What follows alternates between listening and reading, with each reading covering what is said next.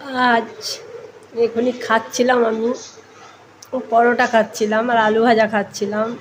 খেতে খেতে একটা জিনিস মনে হলো যে একটা ভিডিও আবার ইউটিউবে করে রাখি, বিকজ আমার কিছু রিলেটিভ, খুব ক্লোজ রিলেটিভ, যারা ঠাকুরের আশীর্বাদ, আমি ঈশ্বরকে খুব বিশ্বাস করি, কারণ আমার ছেলেটা যখন 1 বছর বয়সের আগে জলে ডুবে গেছিলো, মা কুলদেবী বাঁচিয়েছিল, সেই থেকে আমি ঈশ্বর ছাড়া আর কিচ্ছু জানি না।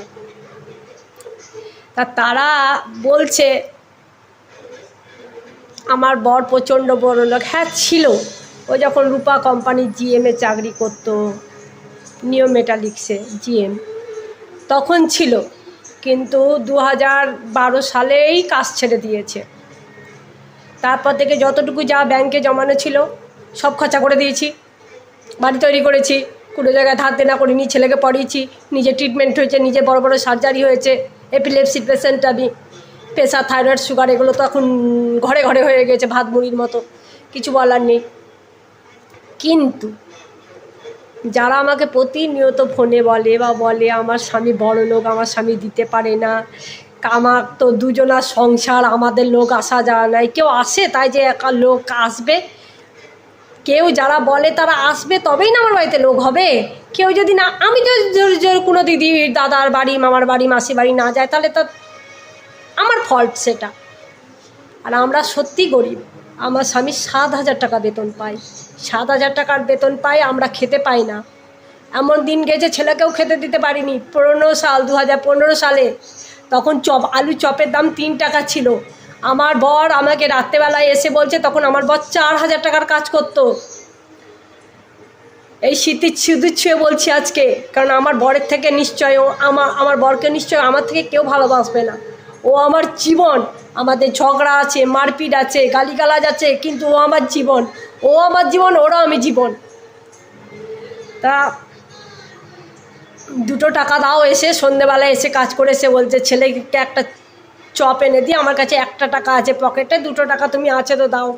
ঠাকুরের লক্ষ্মীর ভাত, ভাড় বলতে ওই মাটি ভাত ছিল না, একটা কোটোতে আমি পয়সা রাখতাম, ওইখান থেকে 2 টাকা দিয়ে ছেলের জন্য একটা চপ আনিয়েছিল, আর আমরা জল মুড়ি খেয়ে থাকতাম। এখনও আমরা অভাবের সঙ্গে লড়াই করছি। আমরা ভাত খাই না কেন? আমাদের চাল থাকলে গ্যাস থাকে না, গ্যাস থাকলে চাল থাকে না, চাল থাকলে আলু থাকে না, আলু থাকলে চাল থাকে না। আমার কাউকে বোঝাবার দায় নেই, আমার কষ্টটা আমি জানি। এখনও পর্যন্ত আমরা স্টিল নাও, কেউ বলতে পারবে 7,000 টাকা বেতনে কাউরির চলে? আমার স্বামীর কোনো ব্যাংক ব্যালেন্স নেই, কোনো ব্যাংক ব্যালেন্স নেই, কিচ্ছু নেই, কিচ্ছু নেই, ওর কিচ্ছু নেই। আমরা দিন আনা দিন খাওয়ার মতো জীবনযাপন করি, এইভাবে আমরা থাকি। আমরা কাউকে গল্প করে বলতেই পারি না আমার অভাব। আমার তো কেউ কেউ নিজের রিলেটিভ আছে, রক্ত সম্পর্কে একদম, এত মেয়ের খাচ্ছে, টাকায় খাচ্ছে, স্বামীর যতটুকু ইনকাম আছে করছে। এখন এক সময় তো মানুষ রিটায়ার করে, অভাব বললে তো হবে না, রিটায়ার প্রত্যেকেই করতে হবে, সে বেসরকারি হোক সরকারি হোক। তা আমার কত অভাব, আমার কত অভাব, আমার কত অভাব। আরে মেয়ের পয়সায় খাচ্ছিস, বাড়ির ভাত খেয়ে একবার বাইরে পাঠিয়ে দেখ, খরচা করে থেকে, পিজিতে থেকে ইনকাম করে, পড়াশোনা করে। আর যারা বলেছিল তাদের মেয়েরা তো 33 বছর 32 বছরে ইনকাম করছে, আর আমার ছেলে 19 বছর থেকে ইনকাম করছে। কারণ আমাদের অভাবের সংসার বলে। আমার নিজের মা যখন বিশ্বাস করেনি, তখন দিদি, বোন, মাসি, মামা, পিসি, এগুলো তো অনেক দূরের সম্পর্ক, কাউকে বোঝাবার দরকার নেই।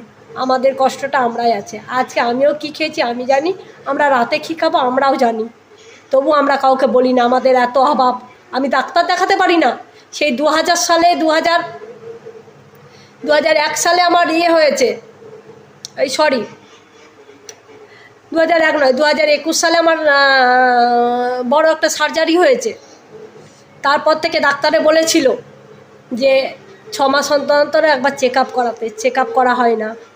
2011 সাল থেকে আমি এপিলেপসির ট্রিটমেন্ট হয়েছে, সেই থেকে আমি ধরে আজ অবধি, আজ 2025, আজ অবধি আমি এপিলেপসির ওষুধ খাই।